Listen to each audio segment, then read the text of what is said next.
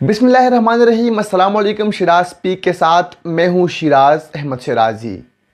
अब तक की सबसे अहम खबर के हवाले से बात करेंगे। मौलाना तारिक जमील साहब पर इस वक्त जो है क़यामत टूट पड़ी है और जवान साला उसके बेटे ने जो है वो ख़ुदकशी की है।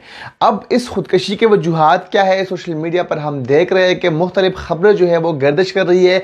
लेकिन अब से कुछ ही देर कबल हमारे PNN न्यूज़ के जो मॉर्निंग शो होस्ट है वजाहत साहब, उनकी तरफ से एक वीडियो बयान जो है वो सामने आया था। उसमें उन्होंने कहा कि उनके जो तारिक जमील साहब के फर्जंद है उनसे बात हुई है और उनके मुताबिक जिस बेटे ने खुदकशी की है मौलाना तारिक जमील साहब की, तो वो बेटा जो है वो बचपन से ही एक बीमारी का शिकार थे, जहनी दबाव का शिकार थे और इसीलिए उनको जो है मुख्तलिफ मौक़ों पर जो है वो इलेक्ट्रिक शॉट्स भी जो है वो दिए जा रहे थे और इस बुनियाद पर वो इंतहाई कर्ब में, इंतहाई अज़ियत में मुब्तला थे।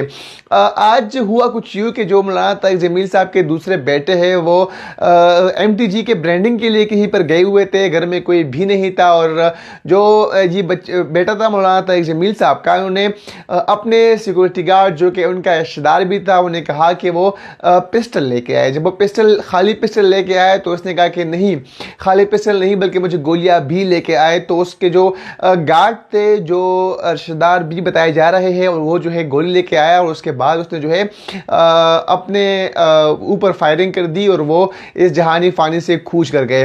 मौलाना तारिक जमील साहब ने भी समाजी राब्तों की वेबसाइट ट्विटर पर ट्वीट में ये कहा कि उनके लिए जो है इंतहाई अज़ियतनाक ही दिन है और ज़ाहिर बात है कि नौजवान बेटी की जो मौत होती है, जो नौजवान की मौत जो होती है, ज़ाहिर बात है इंतहाई परेशान कुन सूरत हाल होती है। और इस वक्त जो है मौलाना तारिक जमील साहब पर एक इंतहाई जो है वो दर्दनाक लम्हात है ये कि एक जवान बेटा जो है वो ख़ुदकशी उन्होंने की है और इस वक्त ज़ाहिर बात है कि नौजवान बेटे की जो मौत है वो, जो उनका जनाजा है वो उनके सामने है। तो सोशल मीडिया पर इस खबर को इंतहाई अजीब तरीके से पोर्ट्रे किया जा रहा है। कोई किस एंगल से इस पर बात कर रहा है तो कोई किस एंगल से।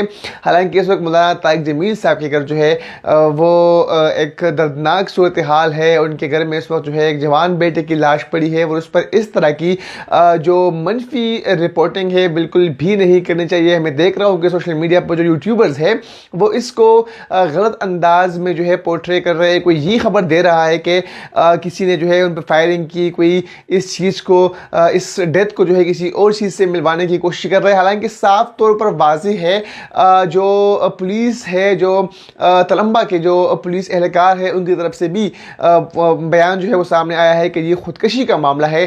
तो उसके बावजूद भी इस तरह की रिपोर्टिंग करना है कि कोई उसके घर में घुसकर उसको जो है वो कत्ल किया है, कोई क्या जो है इस तरह की खबर दे रहा है, कोई क्या खबर दे रहा है। हालांकि साफ तौर पर वजाहत साहब की जो अभी तक उनकी फैमिली मेम्बर से बात हुई है तो उनके मुताबिक ये है कि ये जो मौलाना तारिक जमील साहब का जो बेटा था वो बचपन से ही जहनी दबाव का शिकार था और इनको जो है इलेक्ट्रिक शॉट्स भी जो है वो लगाए जा रहे थे और इससे वो इंतहाई तंग भी था। तो इसीलिए उसने अपने छोटे भाई से कुछ दिन कबल ये कहा था कि उन्होंने जो है अल्लाह के पास जाना है। तो भाई ने कहा कि नहीं, अल्लाह आपको लंबी ज़िंदगी दे, अल्लाह आपको लंबी उम्र दे। वो अपनी ज़िंदगी से तंग था, वो इंतहाई परेशान था, वो बचपन से ही इस मर्ज़ में मुब्तला था और इसका जो इदराक है वो मौलाना तारिक जमील साहब को भी था, उसके जो दूसरा बेटा है उनको भी था।